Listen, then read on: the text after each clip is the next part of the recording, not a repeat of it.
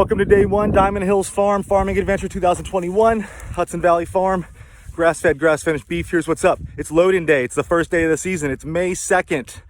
I'm gonna show you my setup, then I'm gonna film us loading in and show you how you can do it low stress for humans, for animals, for grasslands, everything low stress. Let's do it right. Let's do it well. All right, here we go. I think the most important aspect to my intake protocol are these two. These are my nurse cows. These are my brood cows, my babies. They've been here.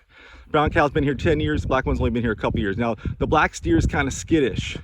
That's why he's here. He actually ran away a couple years ago. But he keeps my very tame, very awesome cow I've had for 10 years, brown cow here, company. And she knows what's up. She knows every nook and cranny of this farm. She's here every year. So when these cattle get off this trailer coming over here, they're gonna relax, see these two, say hello. She'll show them where the water is, which is right here. Another really important aspect of this is I put some hay out here. A lot of times cattle are familiar with the hay. This is new forage to them. It may not seem like it, but this grass profile is completely different than anything they've probably likely had before. So grass is something, hopefully, even though maybe unfamiliar as well, a little more familiar to them overall. Anyway, it doesn't matter. I have my brood cows, I have my hay, I have my water set up, I have a nice dry way to drop them off, and then most importantly I've learned over the years is I give them plenty of room. You look up here, this paddock is huge. I do daily rotations, but if you look up here, you can see where the sideline is. That line runs all the way to that fence way back there. So we're talking, oh gosh, probably 10 acres of land, maybe more, because what often happens is these cattle will come off the trailer, they're worked up, they're stressed, obviously, they probably never left their home, and now they're gonna wanna run and get wild. So we talked about doing this low stress. These cattle are gonna come off this trailer worked up. So the brood cows are here to chill them out. I'm not yelling, I'm not making any noise. I'm just gonna sit here, let them out. I'm gonna close the gate, and I brought a book, and I'm just gonna sit here for a few hours, just relax. Once they settle in and settle down, and hopefully don't rip all the fences down. But if they do rip the fences down, it's okay. I'll put them back up. The high tensile permanent fences are around here. I just kind of tightened them up, because what I don't want to do is get in a situation where I've got a stampede of them just running around. We don't want that. So that's the reason we have the brood cows. That's the reason we have a lot of space. And that's the reason we make sure we have all their needs met immediately, which is water, a little bit of hay, some space, and some friends to be with right off the bat. Hey, another really important part of load-in day are these flags. See these orange ribbons on here? Well, I put them around the whole first day fence. In fact, this will probably be a couple days, this paddock. What that does is, if these cattle are running, if they are a little bit panicked and worked up, they're gonna notice this before they go running full speed in it. The worst case scenario would be they come through the gate. It would take an awful lot of serious panic to get through this gate. Another secret trip I have is to bait the fence, and let me show you about that. All right, load-in day. Another technique that I use here is I flag these fences. I mentioned that because these can be difficult to see from far away, especially if you're worked up and running around. So I flag them. You can see them all around, fluttering in the wind so they can see them. Another thing I do is I take these old pop cans and I put them on the electric fence, and I put a little bit of essential oil on them that my wife doesn't want anymore. This is eucalyptus. I have some lavender and some oregano. What that does is gives them a novel smell they've likely never encountered. They'll come up, take a whiff, and hopefully get banged by the fence. It only takes a couple shocks from the fence, and in fact, I just shocked myself. So to review real quick, the biggest parts of my intake are preparation. Really, that's all it is, you know.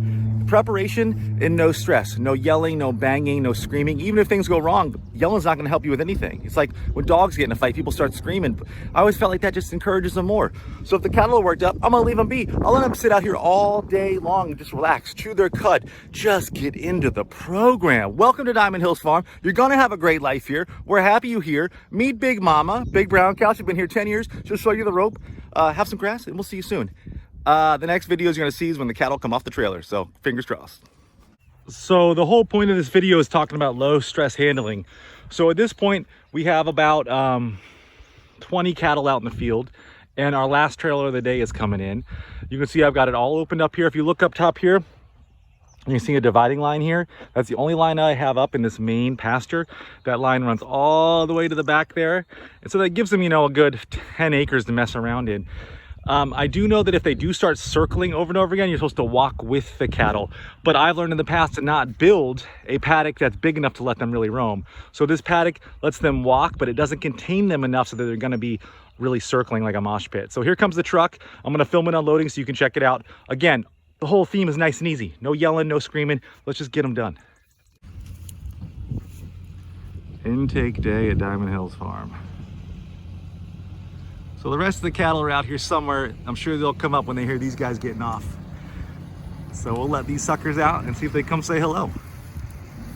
So we're about an hour after the cattle got dropped off. Here's my brood cattle. Here's the new guys. What they're doing, which is pretty typical, is just walking the perimeter of the paddock they're in. What I'm gonna do now is, in an hour or so, they're gonna circle back around to the water, and I'm gonna shorten up this paddock to make it smaller. I wanna get them into the pattern of rotating every day. So I'll set up a few lines today, like maybe 3 or 4, and just practice walking them through them later. Probably this afternoon when the sun goes down. I don't want to work them when it's too hot. It's actually going to be 70 today. Anyway, I would say this is a very successful first day. We're seeing very typical behavior of new cattle on farms, just watching on the perimeter, also eating a ton of food. And yeah, my brood cows are getting tired of trying to keep up with them. So check in here in a little bit. All right, end of the day here. Just want to mention that I know things are going well because 2 of these guys are relaxing right here. These 2 heifers are just chilling, chewing their cud, and feel good enough to take a little nap here, which is awesome. That's what we want to see. It's only been a few hours, they're already acclimated.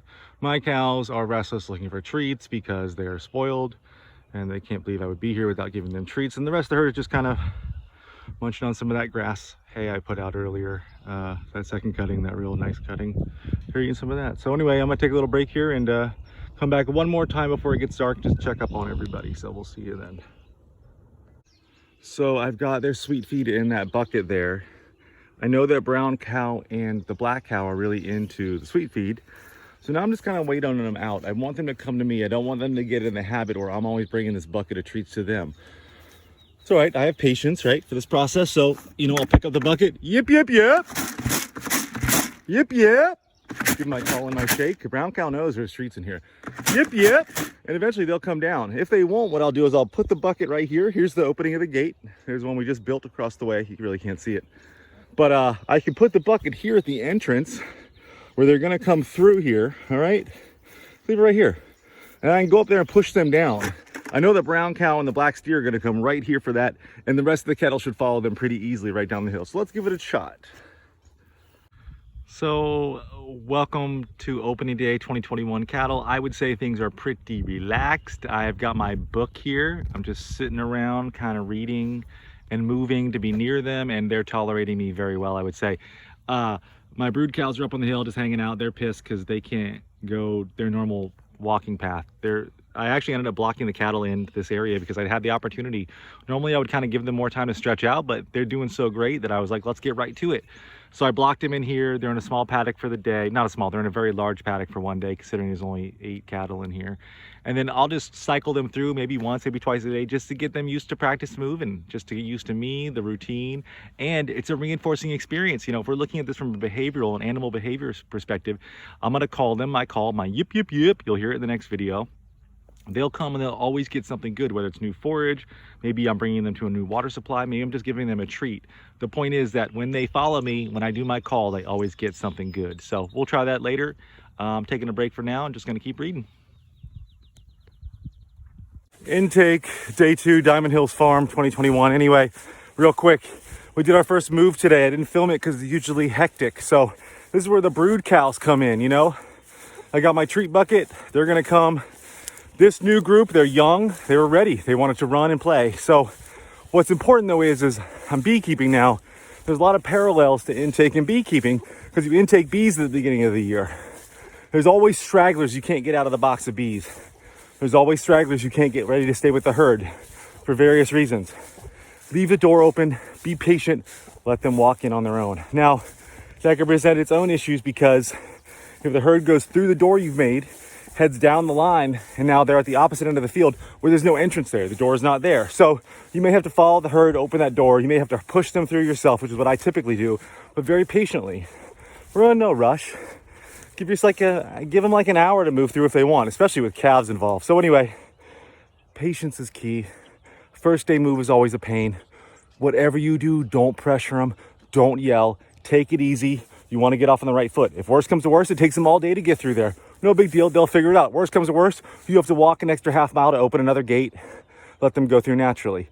Planning wise, You can make this easier on yourself by putting 2 gates on either end of the paddock, but you really never know what's going to happen. And typically I don't even know what pasture I'm going into, which paddock I'm going into for the first day move, typically, because things change so quickly. Anyway, patience is key.